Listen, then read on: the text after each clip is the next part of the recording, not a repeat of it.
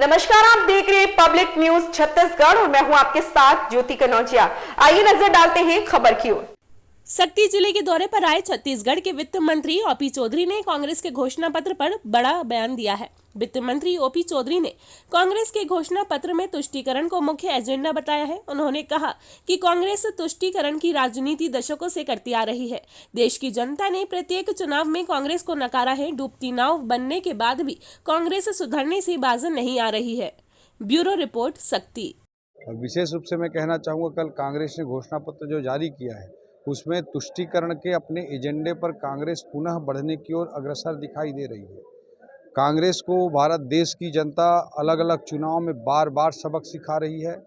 उसके बाद भी एक डूबती नाव बनने के बाद भी कांग्रेस बाज आने को तैयार नहीं है। कांग्रेस के घोषणा पत्र में फिर से तुष्टीकरण की उनकी नीति साफ तौर पर उसके दर्शन हो रहे हैं।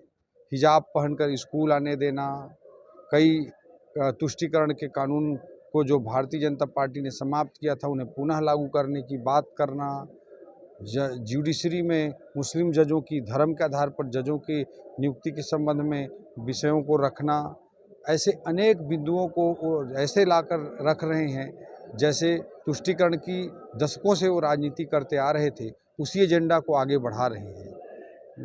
जब यूपीए की सरकार थी, सोनिया गांधी जी के रिमोट से मनमोहन सिंह जी जब देश चलाते थे, तब मनमोहन सिंह जी के मुंह से कहलवाया गया था कि इस देश के संसाधनों पर पहला अधिकार मुसलमानों का है।